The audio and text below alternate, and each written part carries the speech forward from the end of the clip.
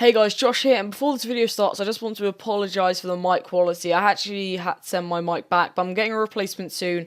It'll be here in about 3 or 4 days. So, in this video, I'm going to be talking about the Watch Dogs reveal that happened maybe about like an hour ago now.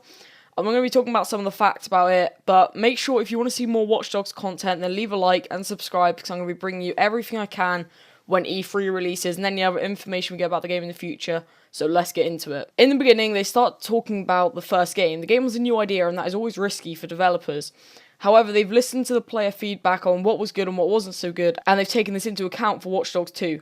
Within months of the release of the first game, they decided to begin the sequel as they wanted to improve on it and make a game that people could really enjoy. This time for Watch Dogs, we are going to be in San Francisco. There's a different feel to the game in San Francisco, different personalities, and a whole look to the city. Characters will now react with each other rather than just yourself, as the city has to feel more alive. This is very good, because in Watch Dogs 1, they sort of the characters talk to each other, but they sort of just look at you as you walked past, and then that's it, whereas now there are going to be characters starting fights with each other, talking to each other, and doing things like that.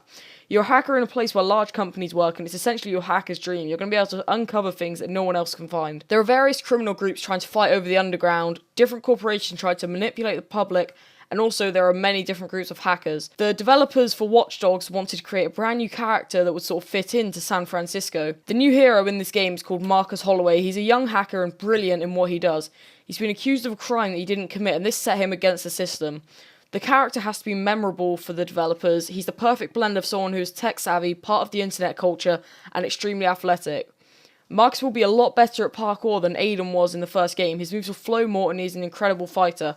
So you could find yourself jumping over barrels and then immediately going into a fight with someone. The developers spent a ton of time trying to find what weapon he should use, and spent a long time searching the internet to find a weapon that actually exists and that Marcus would be able to make. The new weapon is incredibly fast. It is essentially a ball attached to a lanyard that swings around your body that just destroys anyone in your way. Each hacker has a different motivation. You're not just going to be... Some people just want to cover information for themselves, other people want to release it to the public. You're a DedSec hacker, which is part of a community revealing important information to society. And the developers want people to understand you have to respect what hackers started for. Some people in DedSec are more violent and others are more intellectual, and they just want to get the information. But however, all of the people in DedSec have the main goal of people being free of technology controlling people. There is a new idea for hacking in Watch Dogs 2, and the idea is that they sort of let you make your decisions. We have a lot more control and flexibility, and if we see a vehicle in the world, we can physically control it. We won't just be able to move a forklift up and down from our phone. The camera will switch to the forklift, and we can move it forwards, backwards. We can essentially just drive it around. The game is being more opened up. We can hack every person in the game, every car in the game, and pretty much all of the technology in the city. You can play the game completely non-lethal. If you don't want to kill anyone, you can just use your taser, and there's more little devices and toys. You have an RC jumper that has a robotic arm that can move up and down, interact with objects, and remove screws, so you could completely mess it up for some people if you're attacking somewhere and trying to do it stealthily.